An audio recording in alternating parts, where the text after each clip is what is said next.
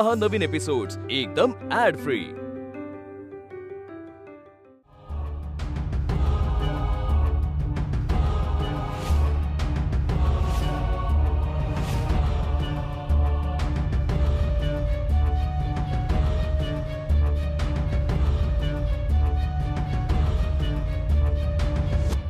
हिने औषध लपवलं म्हणजे हिला 100% माहित होतं की मी हेच औषध म्हाताऱ्याला देणार आहे। तो औषध का लपवलंस? काय गरज होती? आधी तिचं काय चाललंय नक्की? तुला एकट्याला सोडून पुढे काय निघून आली? आता औषधाची बाटली लपवून काय ठेवली? काय आहे नेत्रा? एक लक्षात ठेव, बाबा माझे सासरे असले तरी माझ्या वडिलांपेक्षा जास्त जवळचे आहेत माझ्या। तू असं त्यांच्या जीवाशी खेळतेस? शेखर, हिला यायला जर उशीर झाला असता तर काय करणार होतो आपण? हातावर आठवून बसणार होतो का हिची वाट बघत? आणि तेवढ्यात बाबांना काही झालं असतं मग? मी मुद्दाम केलंही नाही शेखर, मुद्दाम केलंय। तिच्यामुळे बाबांना काही झालं असतं तर तुम्ही दोघं काही बोलणार आहात की नाही? साहेब, मी बाटली लपवून ठेवली काय? आई ग, रुपाली काय होतं तुला? एकदम कसं तरी गरगरलं मला। आई तू बस जरा इथे। तिच्यामुळे त्रास होतो शेखर मला। तू त्रास करून घेऊ नकोस रुपाली। बाबा तुम्ही आई जवळ थांबा, मी डॉक्टरांना बोलतो। नाही, डॉक्टर नको मला। नाही, डॉक्टर नको। हिच्यामुळे त्रास होतोय। तू त्रास करून घेऊ नकोस तू। मला रूम मध्ये घेऊन जा। तू आधी शांत हो। शेखर, कसं तरी होतं। चल आपण जाऊया। गरगरते मला आधी। इतर ती औषधाची बॉटल डॉक्टरांना देऊ। ये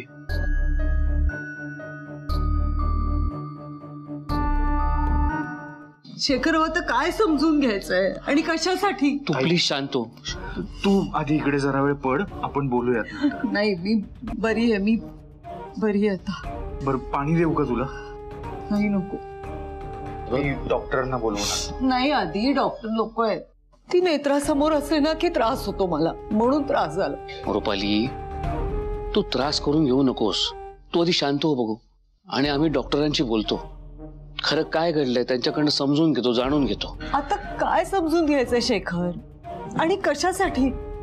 जे आहे ते उघड आहे ना की नेत्रामुळे बाबांच्या जीवाला धोका निर्माण झालाय। नाही, तुझा काहीतरी गैरसमज झालाय नेत्राबद्दल। नेत्रा इतकी बेजबाबदार वागणं शक्यच नाहीये। बेजबाबदारपणाचा कळस गाठलाय तिने शेखर। मला खूप भीती वाटते रे, धडधडतंय मला। माझ्या कुटुंबातल्या कुणालाही जरा जरी त्रास झाला ना तरी नाही सहन होणार मला। आधी शेखर विचारच करतायत अजून। त्यांना पटत का नाहीये की नेत्रामुळे हे सगळं झालंय, नेत्रामुळे बाबांच्या जीवाला धोका निर्माण झालाय। तिने कितीही हात वर केले ना शेखर, तरी तिनेच केलंय हे सगळं। दुसरं कोणी असं करूच शकत नाही अहो। अजूनही तुमचा विश्वास बसत नाहीये का? इतकी खात्री आहे तिच्याबद्दल की आता तुम्ही पुन्हा आपल्या माणसांच्या उशाखाली ती पिंपळाची पानं ठेवून खरं खोटं करणार आहात? अगं रुपाली, काय बोलतेस तू? मी असं करेन का? बरं, मला डॉक्टरांशी बोलून हॉस्पिटलला पण जायचंय। तिथे तन्मय आणि फाल्गुनी बराच वेळ बसले। आम्ही निघतो, तू आराम करतो, शांत राहतो। आणि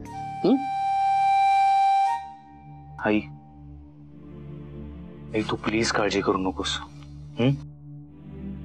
मला तुला असं हे रडताना नाही पाहायचंय पुन्हा। आणि हे बघ, जर नेत्राने चूक केली असेल ना तर तिला त्याची शिक्षा मिळेल। ओके?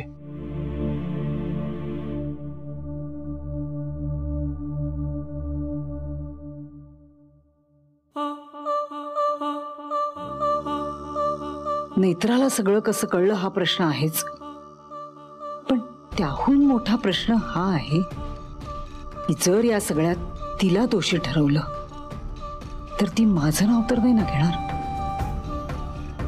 नाही नाही नाही नाही, म्हणजे नेत्राने माझं नाव घेतलं तरी शेखर ऐकायचा नाही। शेखरचं प्रेम आहे माझ्यावर मनापासून. त्याला माझ्याबद्दल तिळमात्र शंका येणार नाही. म्हणजे काहीही झालं तरी माझी इतक्या वर्षांची मेहनत वाया जाणार नाही.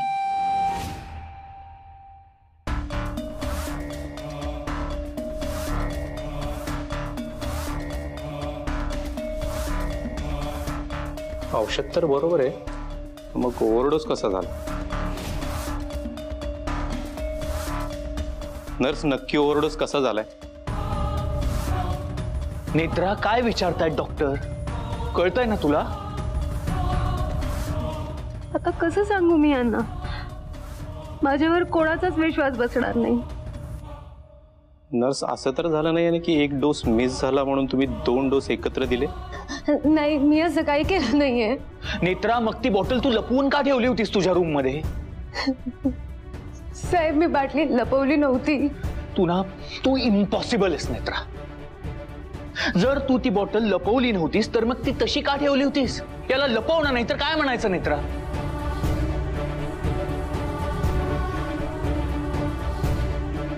नेत्रा, प्लीज प्लीज, आता आमचे पेशन्स चेक करू नकोस. तू प्लीज सांग काय झालंय. साहेब, मी खरं सांगते, मी बाटली लपवली नव्हती. मी ती सुरक्षित ठेवली होती.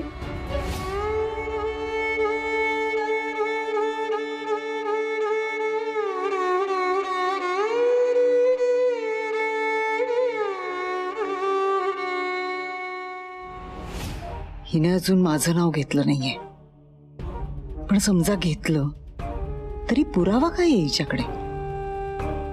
हिच्या बोलण्यावर कोणीच विश्वास ठेवणार नाही. खरं तर हे औषध तिने तिच्या खोलीत का लपवून ठेवलंय ना, हे जरा विचित्रच आहे. मिस्टर राजाध्यक्ष, नक्की काय घडलंय ना हे जरा आता तुम्हीच बघा. खरं तर या नर्समुळे चांगल्या गोष्टी घडायला सुरुवात झाली होती, पण आता तिच्यामुळे सगळं बिघडलंय, आणि पहिल्यापेक्षाही जास्त.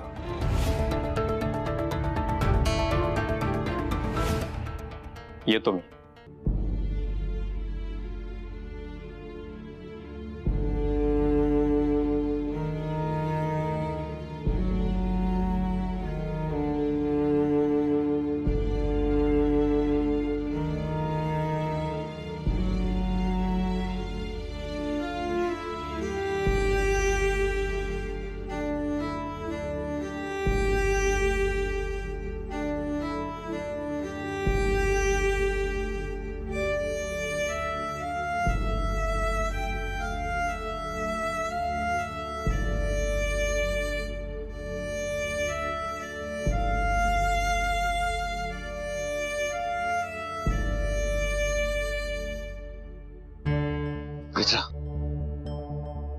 मित्रा, आपल्याकडे वेळ खूप कमी आहे, त्यामुळे मला खरं खरं सांग काय झालंय.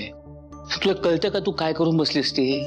साहेब, मी काही नाही केलंय. हे बघ, तू अद्वैतसाठी वरदान आहेस, मान्य आहे मला, पण तूच जर अशी वागलीस ना मग मी तुझी मदत नाही करू शकणार. त्यामुळे मला खरं खरं सांग काय घडलंय. साहेब, मला संकेत आला होता. मला असं दिसलं की कोणीतरी आजोबांना बळजबरी औषध पाजतंय.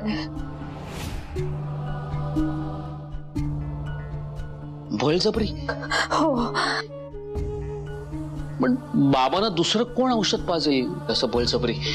औषध तो तुझ्याकडे होतं आणि तू औषध पाजतेस ना बाबांना, मग दुसरं कोण? नाही, मी औषध नाही दिलंय. बाबांना कोणी औषध दिलं असेल? तुला संकेतात काय दिसलं आणि कोण होतं ते? हे सगळं रुपाली बाई साहेबांनी केलंय. यावर शेखर साहेबांचा विश्वास नाही बसणार, पण रुपाली बाई साहेबांनी औषध दिलंय हे सांगायलाच हवं. नेत्रा, बोल. साहेब, आजोबांना. बाबा, आजी आली नाशिकवरून.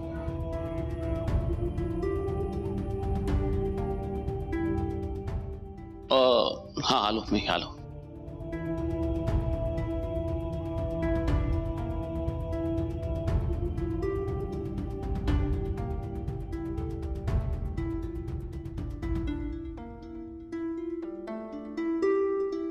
आई शांत व्हा भाऊ, काही नाही होणार बाबांना. आपण यांच्यासाठी काय काय नाही केलं ग. उपास तपास केले, व्रत वैकल्य केली, रात्र रात्र जागून काढल्या. आता जरा त्यांच्यात सुधारणा होत होती, पुन्हा हे काय झालं. आणि मला सांगा, व्रत वैकल्य करून असं काही होतं का? देवाच्या मनात असेल तरच होणार ना. आणि आपण आपल्या घरावर संकट येऊ नयेत म्हणून देवापुढे हात जोडले, पण तो देव तरी काय करणार. आपण आपल्या घरावरचं संकटच घरात घेऊन आलोय. पण बाबांना काही नाही होणार. आई, शेखर, आपण काय कोणाचं वाईट केलं रे की हे सगळं आपल्याच बाबतीत असं घडतंय.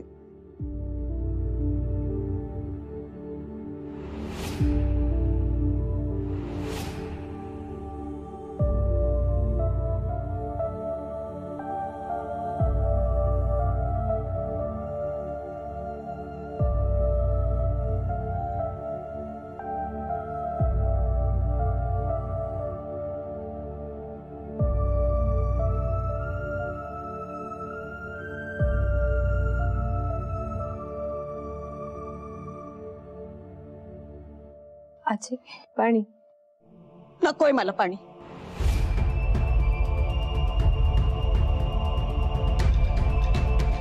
तुला ऐकू आलं नाही? तुझ्या हातचं मला पाणी नकोय.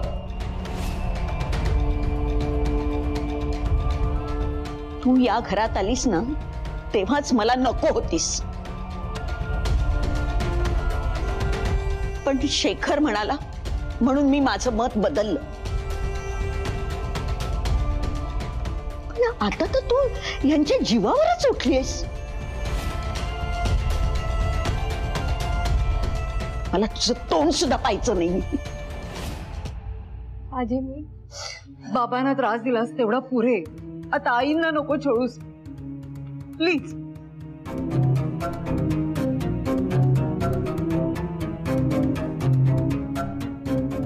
शेखर, तू काहीच का बोलत नाहीयेस? एवढं सगळं घडून गेल्यावर सुद्धा तू अजून गप्पच आहेस. हे बघ, ही मुलगी जर आता इथंच राहणार असेल ना, तर या घरात मी राहणार नाही. मी जाते इथून.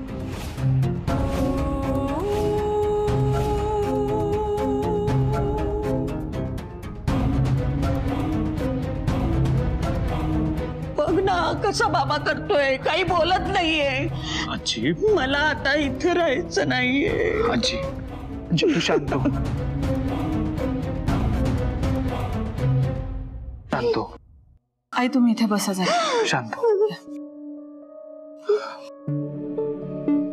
शांत व्हा.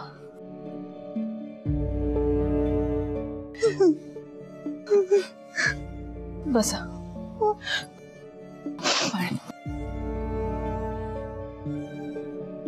हे घ्या, पाणी घ्या.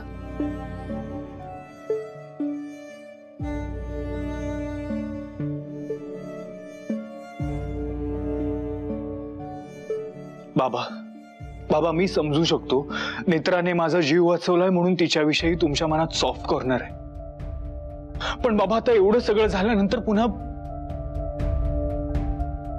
तुला काय म्हणायचंय मला समजतंय आणि मला कळतंय, पण शेखर, नेत्रांनी आधीचा जीव वाचवला म्हणून तुम्हाला तिच्याबद्दल आपुलकी असणं अगदी स्वाभाविक आहे. पण जसं तिने आधीचा जीव वाचवला हे आपल्याला विसरता येत नाहीये, तसंच तिच्यामुळे बाबांचा जीव धोक्यात आला हेही नाही विसरू शकत ना आपण. बाबा प्लीज आता तुम्ही शांत नका बसू.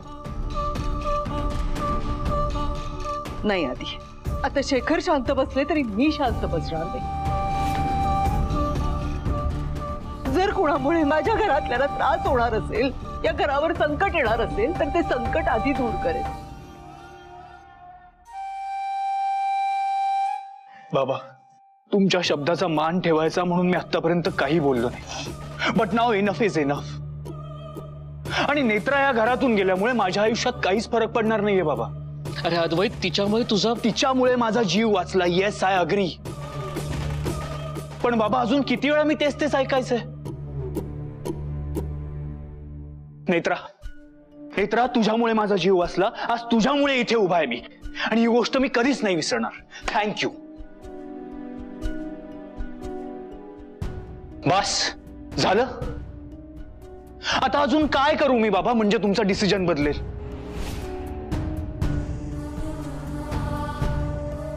कसला डिसिजन? आय थिंक बाबांना सगळं व्यवस्थित कळतंय. बाबा, मी इथे आल्यापासून प्रत्येक गोष्ट तुमच्या मनाप्रमाणे केली. तुम्ही नर्स म्हणून हिला इथे घरी घेऊन आलात, मी काही म्हणालो नाही. तुम्ही सांगितलं ती 24 तास माझ्या बरोबर राहील, मी काही म्हणालो नाही. पण आता एवढं सगळं झाल्यानंतर काय करणार आहात बाबा तुम्ही? अद्वैत, पण काय बाबा? आणि ही नर्स म्हणून माझ्यासोबत राहिला, मी काही आजारी पेशंट नाहीये. आपण हिला घरी घेऊन आलो कारण हिला कामाची गरज होती आणि आजोबांना नर्सची. पण आज ही जे काही वागली आहे ना, त्याच्यावरून मला हे सगळं इम्पॉसिबल वाटतंय.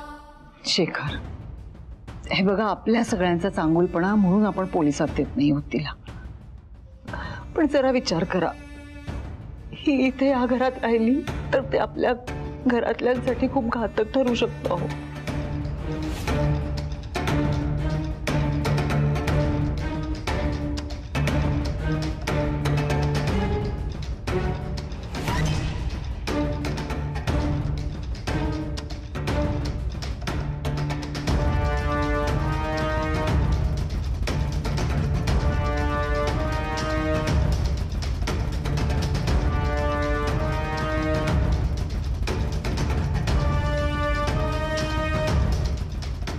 अरे शेखर, तू काहीच का बोलत नाहीयेस? आजी, हे आज जरी काही नाही बोलले ना, तरी हे सगळं थांबायला हवं आजच.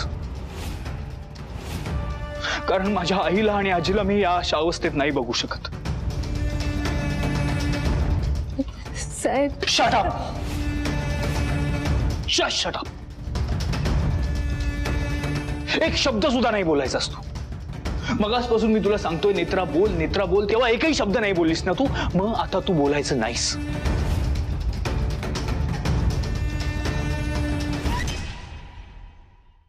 शेखर, तू हिला जायला सांगणार आहेस की नाही?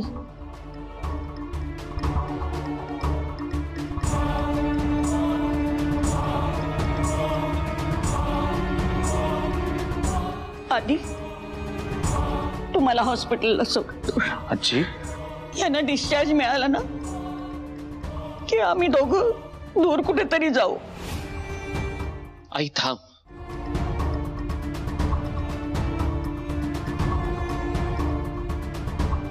ठीक आहे.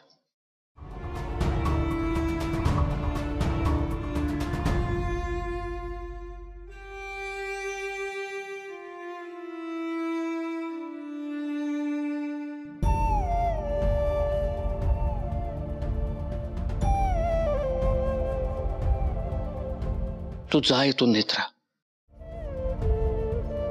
सामान बांध आणि निघून जा.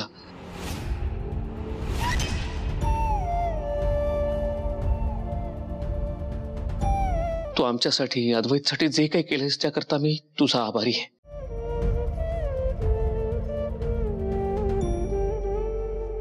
आभार हा शब्द खूप छोटा आहे तुझ्या पुढे. तू जे काही केलेस आमच्यासाठी. निघून जा प्लीज, प्लीज जा इथून. निघून जा. आता नेत्रा घरातून गेली की अद्वैतचा जीव घ्यायला सगळाच मार्ग मोकळा.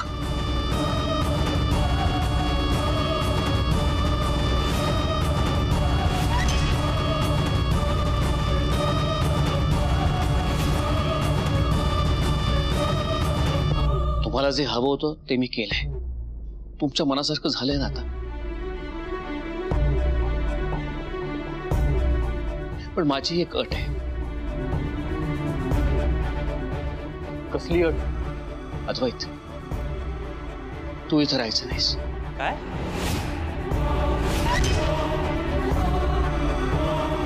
तू निघून जा लंडनला कायमचा. पण का? का कशाला